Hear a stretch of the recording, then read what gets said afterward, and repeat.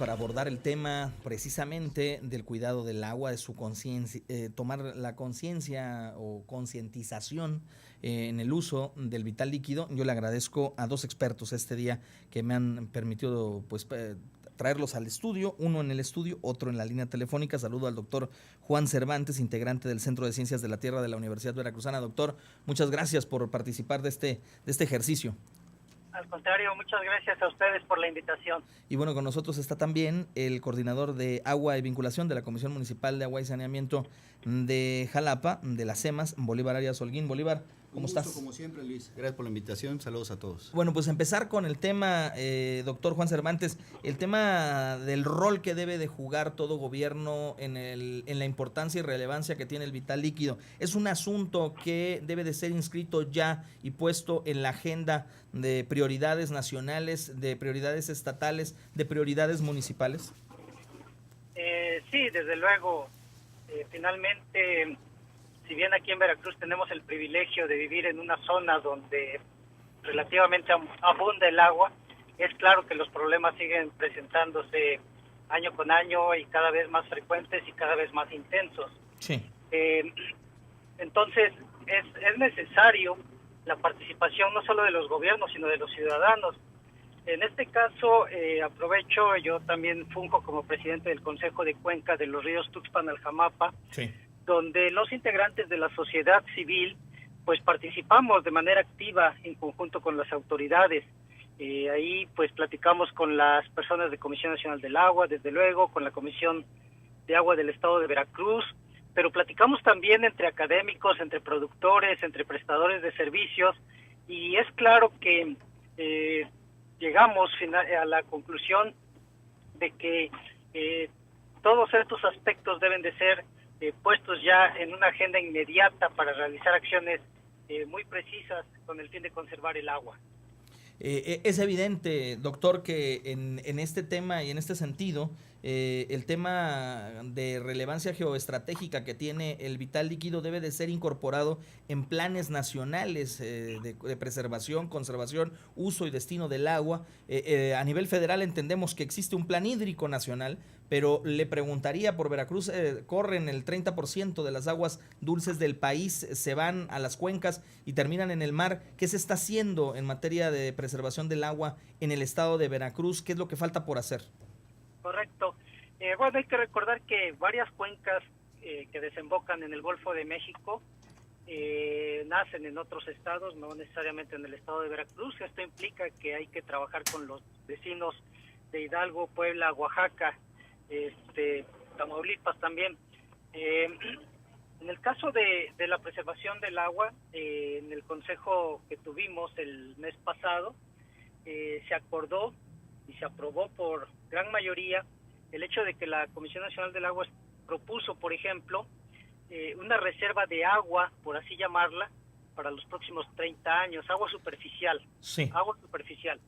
Entonces, si bien esta es una acción inmediata, desde luego que nos va a permitir contar con líquido, con este vital líquido a un futuro a mediano plazo, a nivel local se tienen que hacer muchas cosas. Hay muchos municipios del estado que no cuentan con equipos medidores. Sí. Las personas, los organismos suministradores de agua tienen que llevar un registro preciso a fin de que se sepa de cuánta agua se está disponiendo, cuáles son sus fuentes. Sí. Entonces, todos esos puntos, si bien hay un plan hídrico nacional y hay acciones a nivel estatal, la primera acción nace desde luego en el municipio.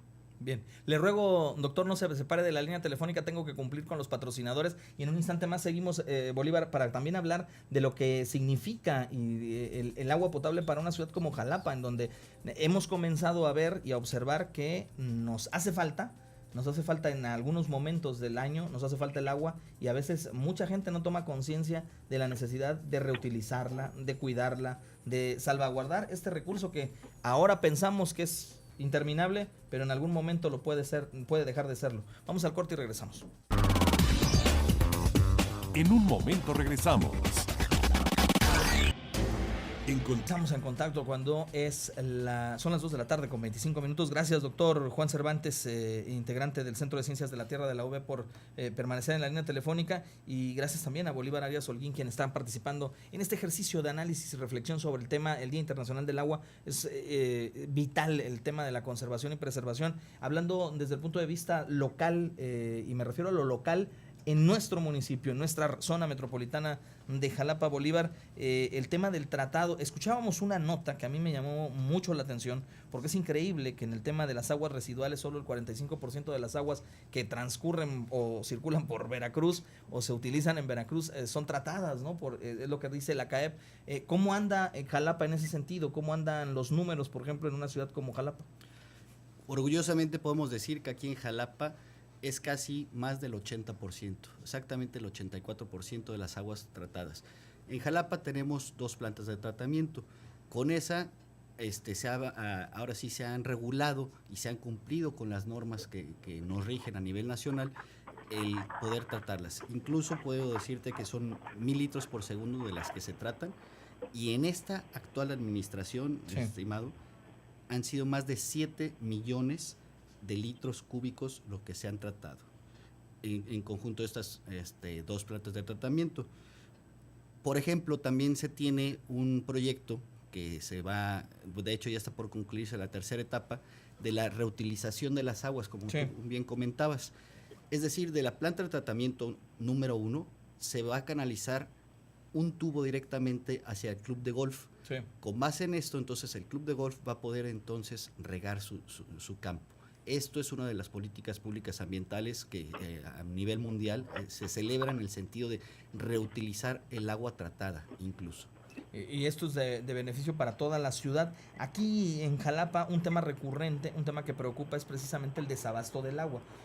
Jalapa tiene sus fuentes naturales de abastecimiento de agua, pero también se tiene que traer agua de otras cuencas, específicamente de esta cuenca que viene de la zona de Puebla, de lo que se conoce como el Alto Pisquiac y toda esta región. ¿Qué es lo que sucede con una ciudad como Jalapa, que sigue en crecimiento, sigue en desarrollo, pero su sociedad demanda más y más agua, y no tenemos una política de Estado? Hablo a nivel gobierno estatal, como por decir, tenemos un plan hídrico estatal para convertir determinado territorio en un gran estanque, en una gran fuente de abastecimiento o almacenamiento. ¿Qué es lo que se tiene que hacer para evitar precisamente el estiaje? La primera respuesta que te puedo dar, Luis, es que el cambio está en nosotros como ciudadanos.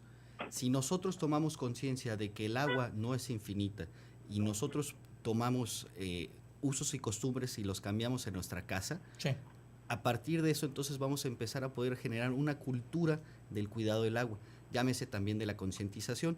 Y referente a la cuestión del agua de donde viene Jalapa, recordemos que son 3 fuentes de abastecimiento. La principal, que es la de la cuenca del Huitzilapan, sí, donde tenemos nuestra presa, que son los colibrís. Sí. De ahí ese abastece el 58%. Posteriormente, de la cuenca del Pisquiac, con el 38%. Esta cuenca nace en el cofre de Perote. Sí. Orgullosamente se entuba desde unos manantiales directamente. ¿Qué significa esto? Que por gravedad llega aquí a la planta potabilizadora y después se distribuye a los diferentes tanques en la ciudad. Doctor Juan Cervantes, cuando hablamos del agua, lo observamos como un recurso natural infinito. Nunca pensamos que el mundo está cambiando, que los efectos del cambio climático están provocando sequías en gran parte de regiones del mundo. Hay zonas desérticas que se han convertido en desérticas precisamente por no tener políticas públicas de consideración en el sentido de preservar el agua potable. Veracruz, México, está en riesgo de sufrir de este hecho por la consecuencia de la deforestación y todas estas políticas malentendidas que en algún momento se hicieron. Ahora se ha tomado conciencia. ¿Podremos llegar a enfrentar una catástrofe de no tener agua a nivel global? Bueno, pues evidentemente las proyecciones de cambio climático indican que a nuestro país no le iría muy bien en cuestiones de precipitación. Sí. Estaríamos sufriendo sequías con mayor frecuencia. A partir de hace 3-4 años ahora, el gobierno federal emprendió un programa nacional contra la sequía, donde se elaboraron los programas para cada consejo de cuenca precisamente como una medida preventiva. Se ha estado trabajando en este sentido, como ya comentó muy bien el colega Bolívar, pues aquí la concientización empieza desde uno mismo en casa, pero también es cierto que hay que conocer a fondo. Voy a ponerte un ejemplo. Sí. Se hace uso del agua subterránea, pero ¿qué conocemos acerca del agua subterránea? ¿Por dónde se va? ¿Cuánta cantidad hay? ¿Qué tan antigua es? Sí. Hay partes del mundo donde están extrayendo agua que tiene casi 1 millón de años, que está en el subsuelo, y esto es para fines de subsistencia. Esto es en Libia específicamente. Algún estudio que hicimos aquí en la cuenca del Actopan, en el Centro de Ciencias de la Tierra, nos mostró que el agua subterránea tiene una antigüedad alguna entre 5.000 y otra entre 11.000 años. Entonces, estudios de este tipo, por ejemplo, nos permiten saber si un acuífero es capaz o no de que podamos estar extrayendo agua y con qué frecuencia. Entonces, ha sido un buen principio el elaborar estos programas, este programa nacional contra la sequía a nivel de cuenca, pero hace falta divulgarlo, hace falta un mayor involucramiento de autoridades a diferentes niveles, y vuelvo a insistir aquí un poco, que las estatales son las principales. Actualmente se utiliza lo que se llama el monitor de sequía, sí, por ejemplo, por parte del Servicio Meteorológico Nacional, donde nos va señalando ya a nivel municipal cuáles son los que tienen problemas en este caso.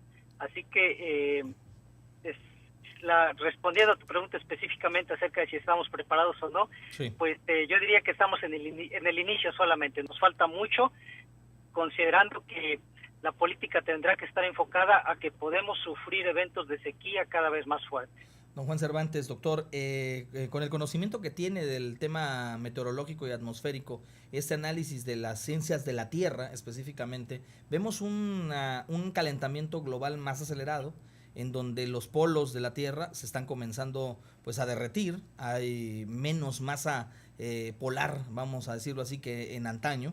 Y esto que también usted apunta, pues de que se incrementan en algunas zonas, como en México, los espacios de sequía cada vez más se vuelven más largos. Le preguntaría, ¿podrían llegar a determinado momento a cambiar las condiciones de ambiente global que tiene, por ejemplo, nuestro territorio? Cuando aquí transitaba o circulaba el 30% de las aguas dulces del país, ¿podría disminuir y esto convertirse en un problema latente de desabasto que comience a afectar al territorio veracruzano? Bueno, las proyecciones de los escenarios, ojo, no es un pronóstico, es un escenario, sí, señalan que sí se podría tener esta condición, pero esto es bajo las peores condiciones, bajo los peores escenarios, es decir, que se siga utilizando combustible basado en petróleo, que esto aumentaría el calentamiento global, que sigamos demandando más uso del automóvil, en fin, que sigamos usando energía de manera mucho más continua, en este caso de energía fósil. Sí. Sin embargo, si se empiezan a cambiar algunas cosas, como puede ser el uso de las energías renovables, y en el caso del agua, desde luego, algunos otros aspectos como captación y uso de agua de lluvia, y como se ha mencionado también, el reuso del agua tratada, pues lo que vamos a hacer ahí es precisamente atenuar, irnos preparando para, en caso de que se llegase a dar una situación de este tipo, pues tener los elementos mínimos necesarios para soportar eventos de sequía que pudieran llegar a ser intensos. Bolívar Arias Holguín, para ir concluyendo y cerrando este análisis que estamos haciendo con relación al marco del Día Internacional del Agua, te pregunto, ¿la reforestación es un asunto que se debe de atender ya? Porque hablamos que año con año se están tratando de hacer acciones para reforestar las zonas arbóreas de Veracruz, de Jalapa, vemos que la mancha urbana crece más, que los espacios que antes eran más verdes en Jalapa hoy se empiezan a limitar, y nada más es cuestión de observar tomas aéreas de cómo se encontraba la capital hace 15 años a cómo se encuentra ahora. La mancha urbana ha crecido. ¿Esto mejoraría la condición de abasto del agua en la ciudad? Por supuesto que la respuesta de la reforestación es positiva, en el sentido de que se tiene que hacer y ya se está haciendo en esta administración. Sin embargo, más aún hay que reforestar las zonas de recarga, es decir, las fuentes de abastecimiento, y no solamente reforestar, que es la gran política pública hoy en día a nivel nacional, sino la conservación. A nivel nacional, nuevamente Jalapa a través de 9 años ha sido un parámetro exitoso en el sentido de que se le ha dado a la gente de la cuenca del Pisquiac un pago por servicio ambiental. ¿Esto qué significa?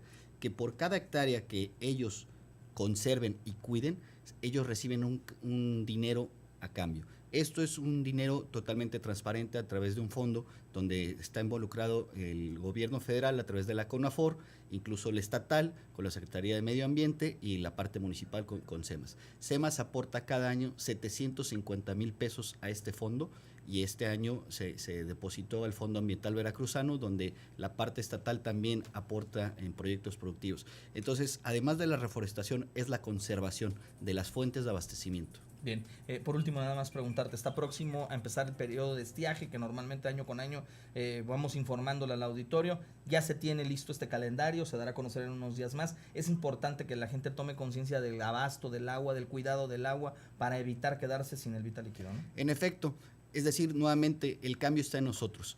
¿Por qué no poder ahorrar el agua en el sentido de reutilizarla? Si la lavadora la ponemos en casa, bueno, esa agua poderla utilizar para lavar el patio con jabón.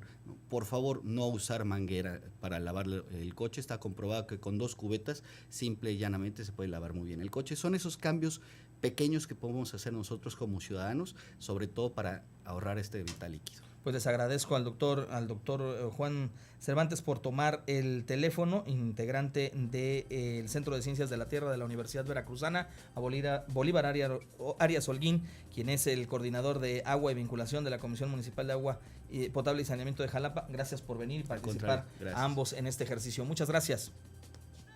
Gracias, doctor. Sí, gracias a ustedes. Buen día. Antes de irnos a la pausa,